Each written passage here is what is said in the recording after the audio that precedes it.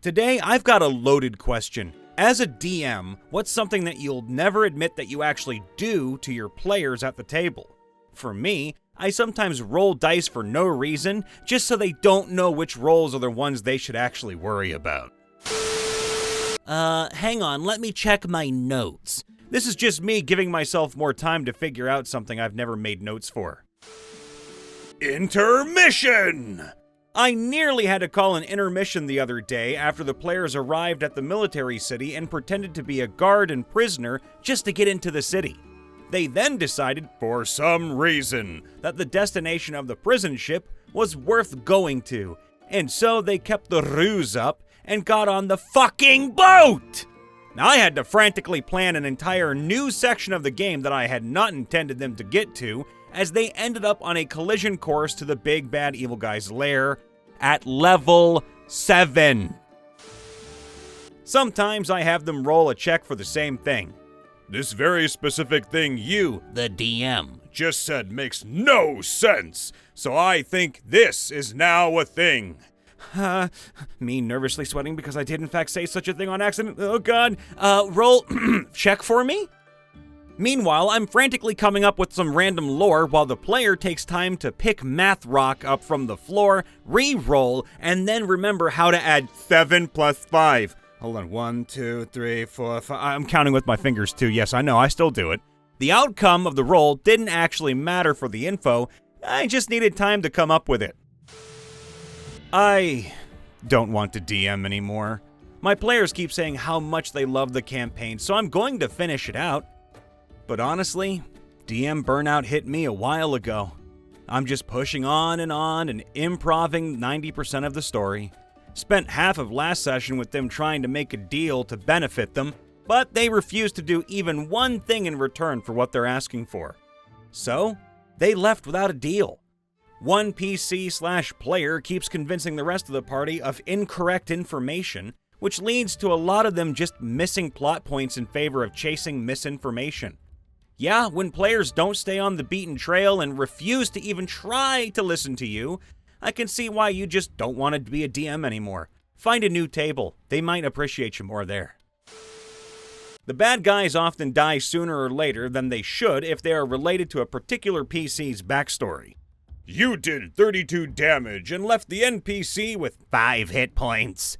The same NPC who murdered your father. Yeah, that guy? He's dead. You did 25 damage and took the NPC to 0 HP or lower.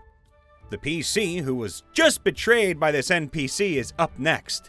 The NPC will hang on for one more round just to see if that PC can even do a single point of damage to them. I also will not hesitate to throw an extra 50 HP on an enemy if I vastly underestimated the PC's damage output. Agonize over if they enjoy it, even if they say they do.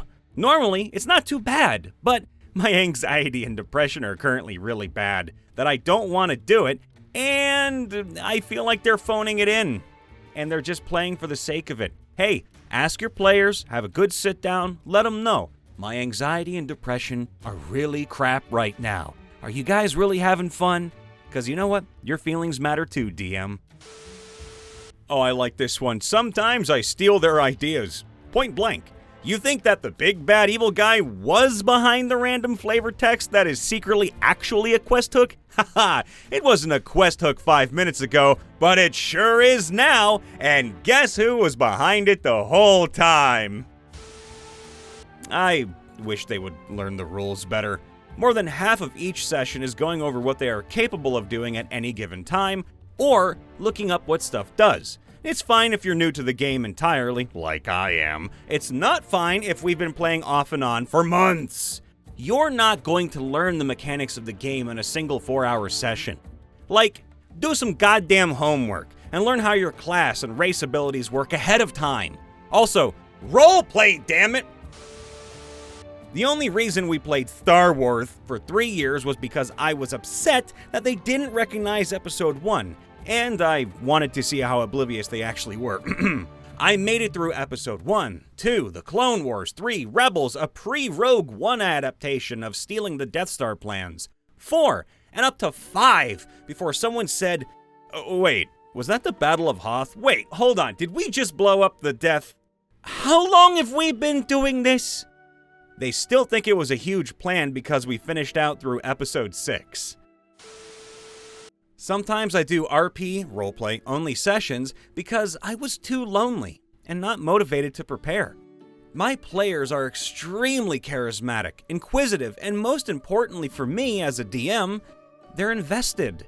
They created a whole story arc to our campaign, impromptu in our roleplay, and I just tweaked the outcomes a bit to fit the story in thematically.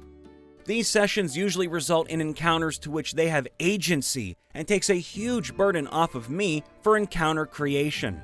The creative aspect of DMing is exceedingly difficult for me. I'll bet 99% of these responses players already know we do. I put my PCs into a very difficult fight last night, and I was going to fudge rolls to make sure they made it through. But then I couldn't roll above a 10 and they sailed through it. Well, your plan backfired in a spectacular way. I rip most of my monologues from media I enjoy, like bar for bar. My players don't notice because they aren't into the same stuff as me, so it works great. I just hope that none of them pick up on it. I have it so monsters die when they are close enough, especially if a death on that turn will feel rewarding. Alternatively, I may have a monster live past its HP for a few more turns if I think it will feel more rewarding to draw the battle out a little longer. HP is a ballpark suggestion to me, but I have a player who would get super bent out of shape if they knew I was prioritizing fun battle narrative over every single hit point count. Add HP to monsters. I never do that to hurt them or to kill them, but if I know a long rest is coming up right after the fight, I try and make the fight a bit longer so they can go to town on the enemies and go crazy. They are a very combat-focused group, so they love it. Also, I'll never tell them, but they once or twice doubted my monsters when they weren't going down as fast as they thought they would. Oh boy.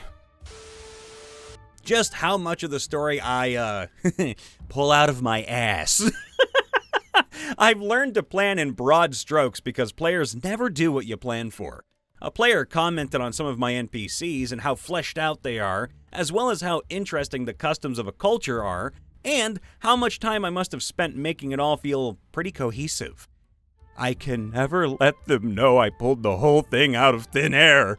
Also, improv is an excellent thing that all DMs should really focus on, because your players will derail the campaign more often than not, so get to it. Half the things I put in front of them are their own creation.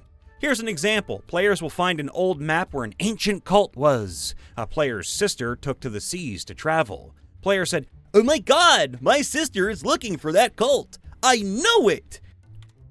Well, the sister actually wasn't. She just wanted to learn how to sail. But now, the sister is captured and going to be sacrificed to an evil god in order to bring about the destruction of the kingdom.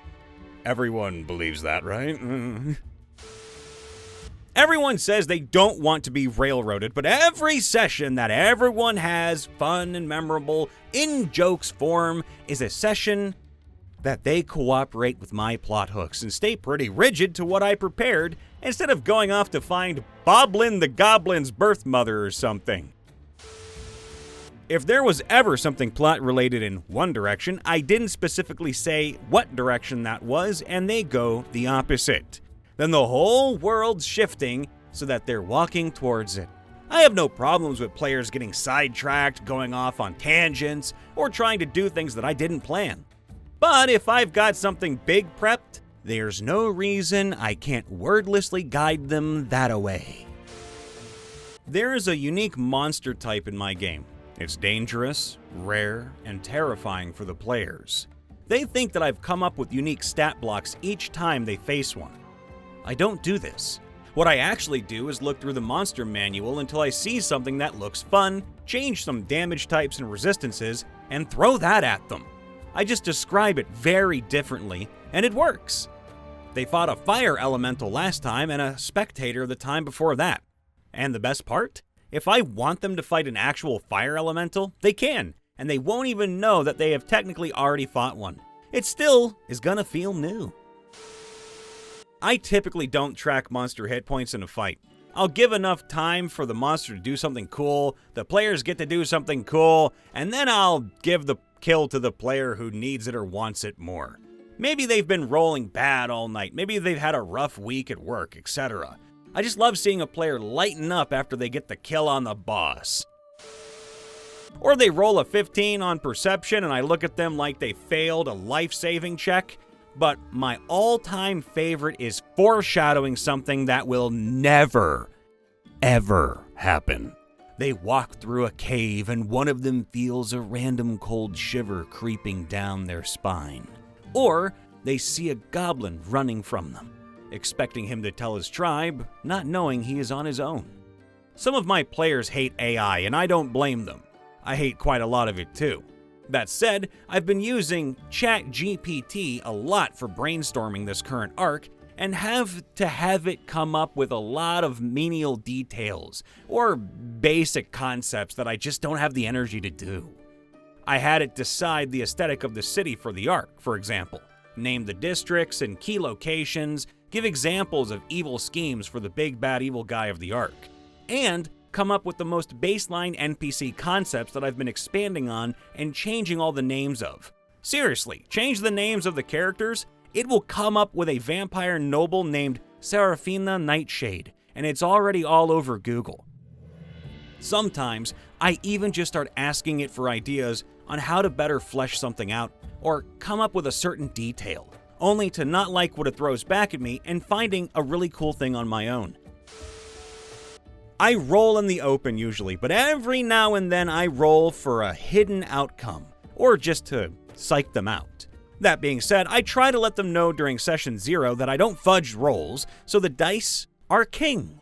I never said about how I fudge HP, attacks, etc. to make encounters more interesting though. Monsters don't die until the encounter is fulfilling, or quickly if the encounter isn't going as grand as planned. I'll give the creatures extra damage dice or whole new attacks on the fly, playing it off that they just haven't used this ability yet, or they go into some kind of rage. Sometimes I'll have them flee or even surrender if the battle is stagnating, or bring in reinforcements if they are getting stomped.